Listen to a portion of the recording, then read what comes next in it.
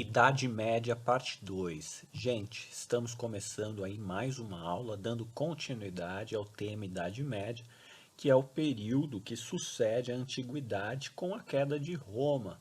Nós vimos no bimestre passado muito sobre a civilização romana e vimos nas últimas aulas os fatores que levaram à queda desse grande império, o maior império da Antiguidade, e que deixou muitas heranças culturais para o mundo que a gente vive, inclusive hoje, né?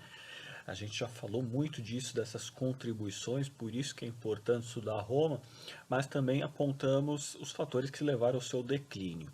E entre eles estava a crise do escravismo, né? Roma já havia se expandido tanto, era uma sociedade escravocrata, e com o fim da expansão de Roma, a mão de obra escrava começou a deixar de ser abastecida. Isso gerou uma crise econômica muito grande e, ao mesmo tempo, problemas políticos na administração desse imenso território. Roma começou a se dividir demais, né? E os poderes locais, dos generais, começaram a se dividir muito.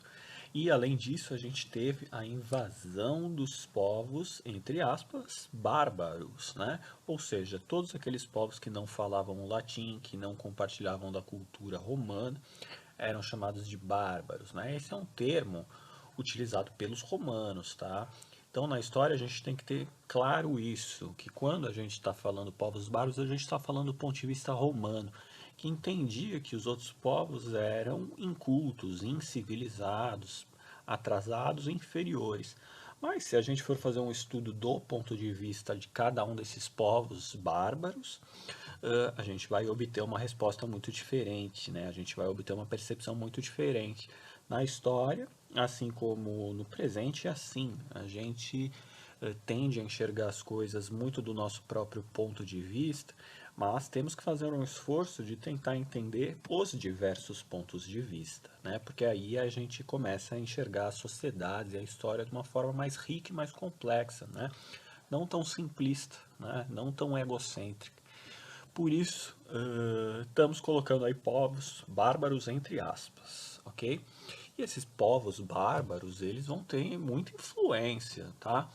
Inclusive vão ter muitas contribuições à sociedade medieval, vai herdar muitos costumes desses povos bárbaros e vai mesclar muito com a antiguidade greco-romana, né? Com a cultura romana e também com o cristianismo, que surge lá em Roma, né, e se torna a principal religião de Roma lá no finalzinho, né, a partir do século IV.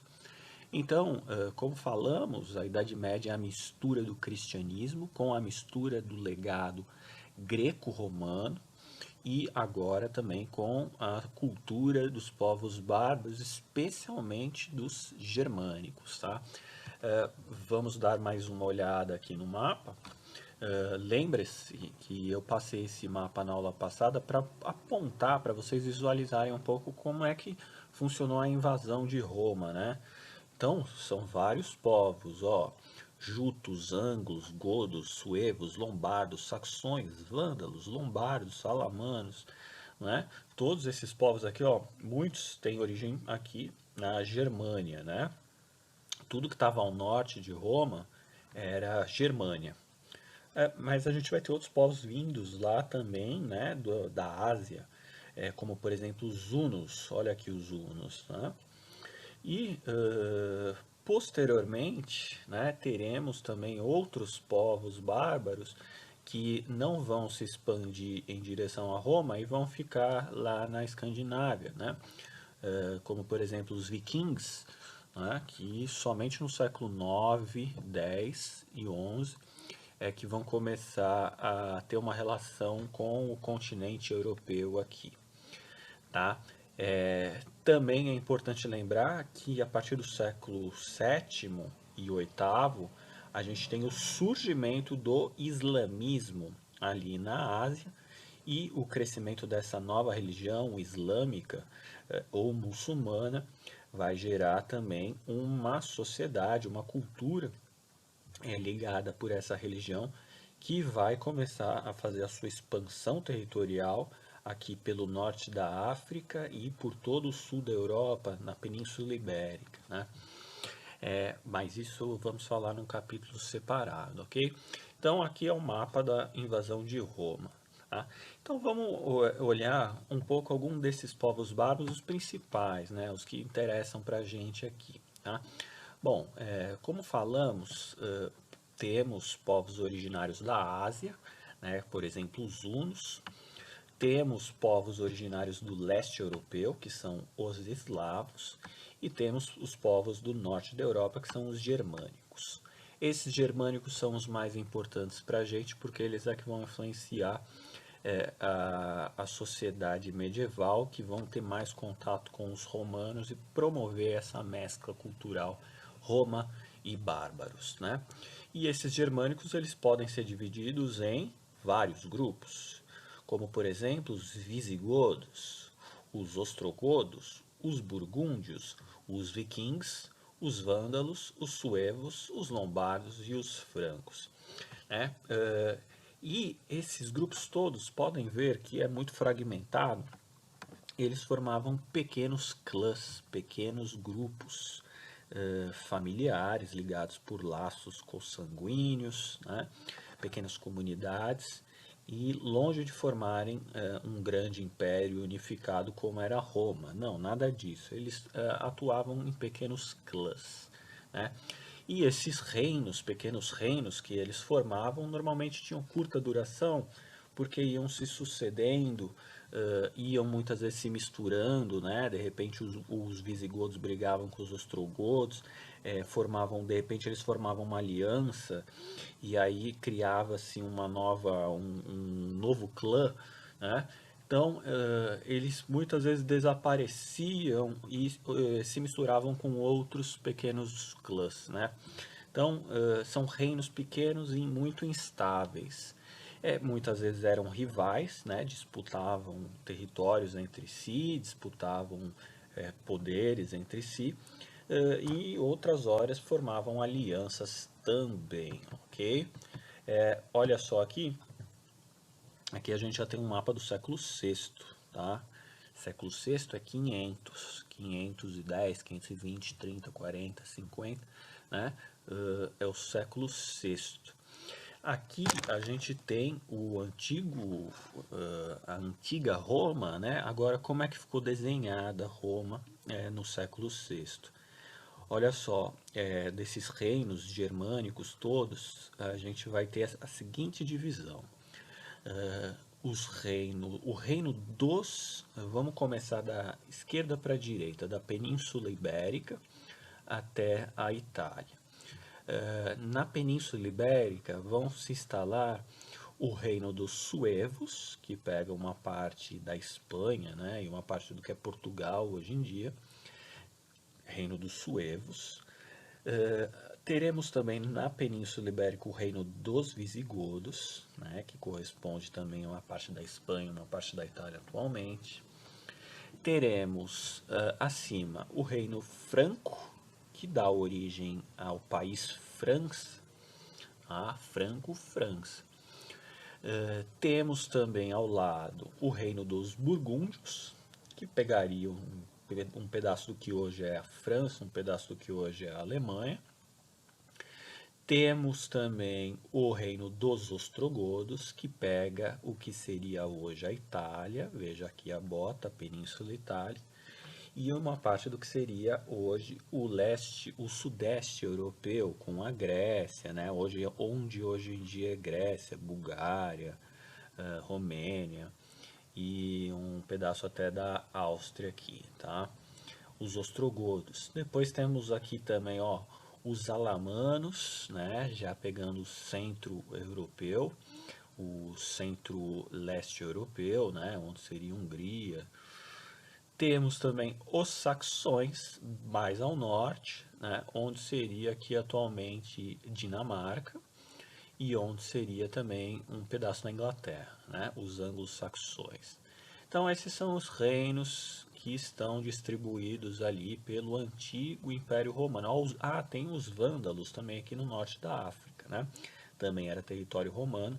Temos os vândalos aqui. Então, esse é o mapa dos reinos bárbaros, tá? Dos vários reinos bárbaros que vão se distribuir pelo continente europeu e pelo norte da África, né? Uma reflexão importante, tá, gente? Não existia concepção de Europa nessa época, né? Quando a gente fala Europa ou África, hoje em dia, a gente pensa num continente bem delimitado, né? Naquela época não existia essa divisão, não, tá? A gente está fazendo uma leitura pensando em conceitos atuais, tá? Eles não tinham percepção de Europa nem de África.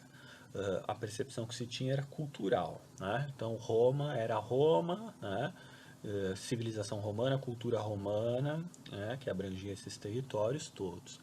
Depois, esses reinos bárbaros, o cara aqui ele se sente visigodo, o cara aqui ele passa a se sentir vândalo, o cara aqui se sente franco, tá? E todos eles, cada um desses reinos, tem culturas diferentes, tá?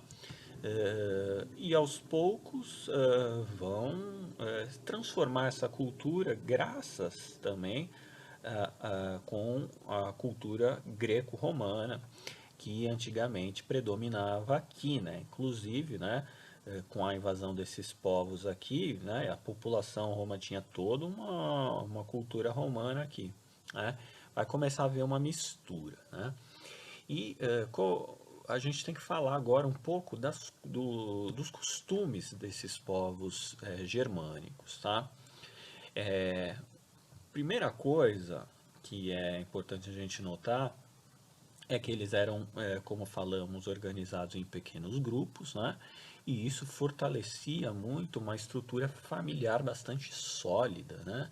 Então, havia nesses clãs laços consanguíneos, tá? E uma valorização desses laços consanguíneos muito forte, formando estruturas familiares bastante sólidas, né?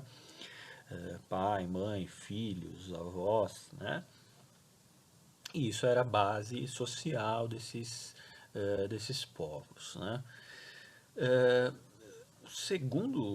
Uma segunda característica é que essa sociedade ela se organizava muito a partir do chamado comitatus. O comitatus, o que que é, gente? O comitatus é importante, tá? Porque o comitatus é uma característica da cultura germânica que vai ser predominante na sociedade medieval do norte, do centro e do norte da Europa, né? Que diz respeito ao seguinte: o comitatus é uma relação de fidelidade baseada na honra, na lealdade entre nobres, ou seja, os nobres são a elite desses grupos germânicos. E os nobres são os caras que têm o poder militar, são os caras que sabem lutar, são os caras que sabem manusear as espadas, as armaduras, os cavalos, né? Essas clãs bárbaras, elas faziam muitas guerras, né? E quem é que vai para o campo de batalha, né? Quem vai para o campo de batalha são as classes altas, os guerreiros, né? Os guerreiros que, inclusive, morrer em campo de batalha era um dos valores mais nobres que se tinha, né? Então, entre essa elite guerreira, que também era a elite política, né? Quem tem poder eram os nobres e quem ia para a guerra eram, né, os membros da nobreza e da aristocracia, né? Esses caras eles tinham uma relação de fidelidade, lealdade entre eles, né? Que vai dar a base das relações de suzerania e vassalagem aqui na Idade Média, né? O suzerano é um grande chefe militar que se destaca nas guerras, tá? E à medida que ele conquista territórios, ele cede esses territórios conquistados para seus melhores guerreiros, para aqueles que não os abandonaram no campo de batalha, para aqueles que lhe prestaram mais fidelidade, que se mostraram mais heróicos, que se mostraram mais guerreiros, tá? E que juraram fidelidade a ele. Então ele vai distribuir essas terras que ele conquistou para seus vassalos, e esses vassalos, por sua vez, vão ficar muito gratos a esse suzerano e confirmar o seu juramento de fidelidade, de honradez, e protegê-lo sempre que necessário, tá? Então, a base da relação de suzerania e vassalagem na Idade Média vem do comitatus germânico, tá? Então, por isso que valores como na sociedade medieval, valores como honra, né? Quando você vê esses seriados e tal, tem muito essa questão do valor da honra, da fidelidade, de honrar o nome, tá? Que são valores guerreiros, tá? Então, o estudo era muito, oriundo muito da cultura germânica, né? Ok? Também, avançando mais um tópico, é importante notar que nessas culturas germânicas não havia um código de leis escrito, tá? Mais uma vez, o que predominava era a palavra, era a fidelidade, a lealdade através das palavras, tá? E, diferente de Roma, que já tinha um código de leis escritos, ou da antiga Mesopotâmia, né, ou do Egito, ali era na oralidade, né? O que vai causar inclusive muitos problemas, tá? Porque aí quando morre um líder, um chefe local, a sucessão de poderes era sempre problemática, né? Era sempre disputada. Então, não havia um código de leis escrito, tá? Que por um lado valorizava os valores da lealdade e da fidelidade, mas por outro também gerava muitos conflitos e muitas arbitrariedades também, tá? Às vezes prevalecia quem tinha mais força, né? E isso não é necessariamente tão... os romanos não viam isso como algo civilizado, por exemplo, né? E, então, decisões jurídicas, né, já que não havia um código de leis escrito, muitas vezes se davam na base do duelo, né, duelos, né, ou ordalhos também, que eram decisões feitas sob consulta ali de sábios ligados ao campo da religião desses povos germânicos aí, né. No campo da economia, né, avançando mais um tópico, predominava nessas culturas germânicas as atividades agrícolas, né? Então eram sociedades rurais que produziam principalmente cereais como aveia e trigo, né? E trabalhavam também com pecuária, né? Normalmente produzindo ali para o próprio sustento da comunidade. E alguns grupos viviam também de pilhagem ou saques. Não é que viviam, né? Faziam isso ocasionalmente, dependendo das circunstâncias, tá? Mas não era uma norma, ok? No campo da religião eram politeístas, ou seja, cultivavam vários deuses, adoravam vários deuses, do mesmo modo que Roma, do mesmo modo que Egito, do mesmo modo que Mesopotâmia. Então, os fenômenos da natureza eram representados por deuses e os fenômenos, as relações eram explicadas pela relação entre os deuses, né?